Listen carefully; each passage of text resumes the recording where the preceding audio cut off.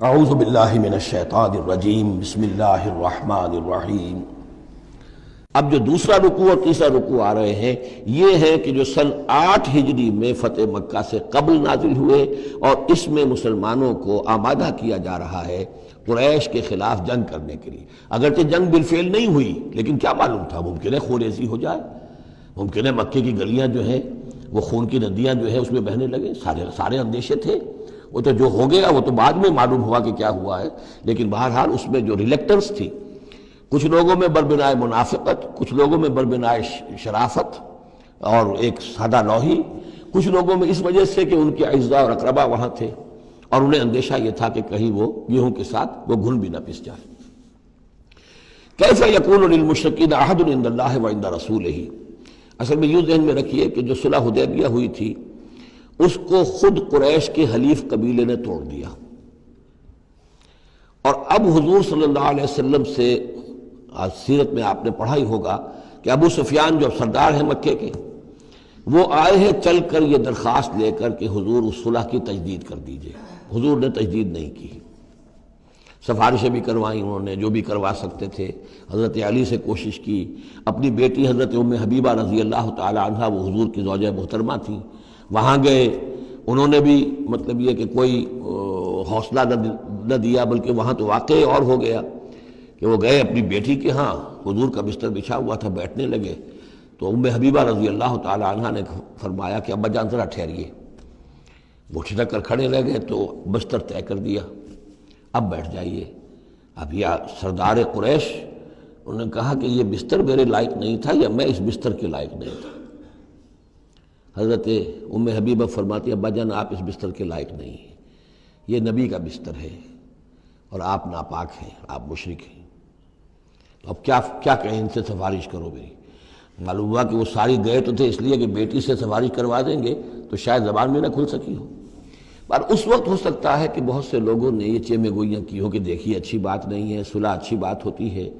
اب یہ قریش کا سردار آیا ہے، گڑ گڑا رہا ہے، سفارشیں کروا رہا ہے، تو صلح کر لینی چاہیے، کیوں صلح نہیں کر رہے حضور؟ اس کو پس منظر میں رکھیے، تب یہ آیتیں آپ کی سمجھ میں آئیں گی۔ کیف یکون للمشرکین عہد عند اللہ، کیسے ہو سکتا ہے مشرکین کے لیے کوئی عہد اللہ کے نزدیک، وعند رسولہ اور اس کے رسول کے نزدیک، الا الذین عاہدتم من المسجد الحرام، سوائے ان کے کہ جن کے ساتھ تم نے معاہدہ کیا تھا مسجد حرام کے پاس، صلح حدیبیہ، فما استقاموا لکم فاستقیموا لہم،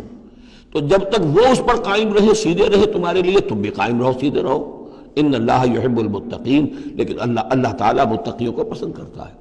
یعنی جب تک انہوں نے نہیں توڑا تھا معاہدہ ہم نے بھی پیروی کی، ہم نے اس کی پوری جو ہے پوری پابندی کی، لیکن یہ کہ اب جب کہ ان کی طرف سے یہ توڑا جا چکا ہے تو اب کوئی دباؤ نہیں ہے، کوئی اخلاقی اصول نہیں ہے کہ لازماً معاہدے کی تجدید کی جائے۔ اب صورتحال کو دیکھنا ہے،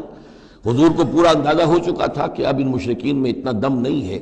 کہ وہ مقابلہ کر سکیں، تو معاہدے کا مطلب کیا ہوتا کہ کفر اور شرک کو ایک فریش لیز آف ایگزسٹنس دے دیا جائے، 10 سال کے لیے اگر معاہدہ کریں 10 سال کے لیے کفر جو ہے ڈنکا بجائے گا، تو حضور کو پورا اندازہ تھا، اس لیے آپ نے تجدید نہیں کی۔ کیف وَإِن يَظْهَرُوا عَلَيْكُمْ، کیسے جبکہ اگر وہ تم پر کہیں قابو پا لیں، غالب آ جائیں، لا يرقبوا منکم الا ولا ذمہ، تو ہرگز لحاظ نہیں کریں گے نہ تمہاری قرابت کا نہ عہد کا۔ ان کے ہاں تو نہ قرابت کے کوئی معنی ہے نہ معاہدے کے کوئی معنی ہے، معاہدہ جب بھی چاہا توڑ دیا، قرابت داری کے خلاف کیا۔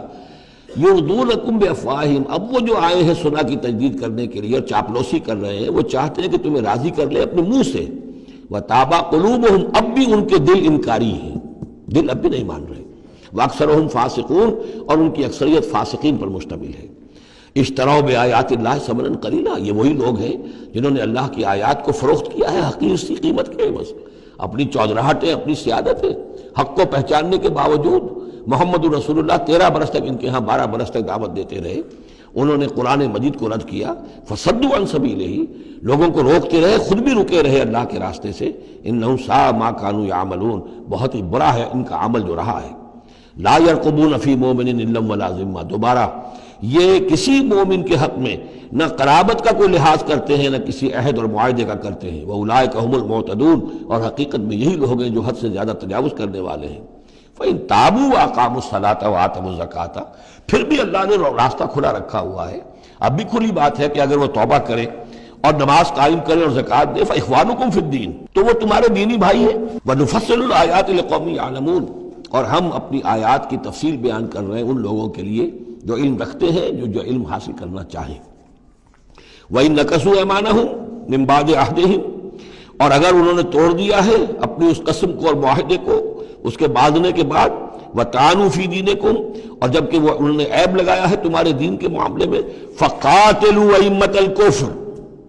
تو اب جنگ کرو ان کفر کے اماموں سے۔ یہ ہے الفاظ جو بہت نوٹ کرنے کے۔ ائمۃ الکفر کون تھے جزیرہ نما عرب میں؟ کافر تو سب تھے،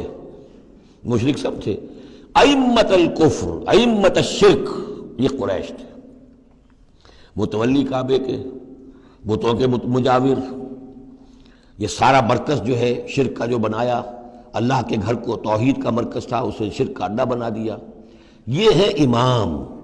جب تک ان کو شکست نہ دی جائے تو ظاہر بات ہے کہ جزیرہ نما عرب پر دین کے غلبے کا تصور نہیں ہے۔ چاہے وہاں کوئی فارمل حکومت نہیں تھی، کوئی سلطنت نہیں تھی، کوئی ریاست نہیں تھی، کوئی جو ہے فارمل دارالخلافہ نہیں تھا، لیکن معنوی اعتبار سے یہ ام القریٰ، یہ مرکزی بستی ہے، یہ ہے اس پورے جزیرہ نما عرب کا صدر مقام ایک اعتبار سے۔ اور یہاں کے جو لوگ ہیں ائمۃ الکفر، ان کے ساتھ جنگ کرو۔ فقاتلوا ائمۃ الکفر، تو قتال کرو ان کفر کے اماموں سے۔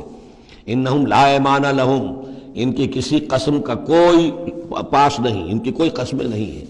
کوئی اعتبار نہیں۔ لعلہم ینتہون، شاید کہ وہ باز آ جائیں، یعنی سختی سے شاید باز آ جائیں۔ اے مسلمانوں، نرمی کے ساتھ وہ باز آنے والے نہیں۔ الا تقاتلون قوما نکثوا ایمانہم، کیا ہو گیا تمہیں؟ تم جنگ نہیں کرنا چاہتے ایسی قوم سے جنہوں نے اپنے عہد کو توڑا؟ معاہدہ انہوں نے توڑا ہے، مسلمانوں نے تو نہیں توڑا، نہ مسلمانوں کے حلیف قبیلے نے توڑا، انہوں نے وعدہ جو کیا تھا اس کو توڑا ہے۔ تو کیا ہو گیا تمہیں؟ شرافت کی وجہ سے یا بزدلی کی وجہ سے یا منافقت کی وجہ سے یا اور کسی سبب سے تم ان سے جنگ نہیں کرنا چاہتے؟ الا تقاتلون، کیا تم قتال نہیں کرنا چاہتے قوما، اس قوم سے نکثوا ایمانہم، جنہوں نے اپنی قسمیں توڑی، وہموا باخراج الرسول، یہی تو ہے کہ جنہوں نے رسول کو مکے سے نکلنے پر مجبور کیا۔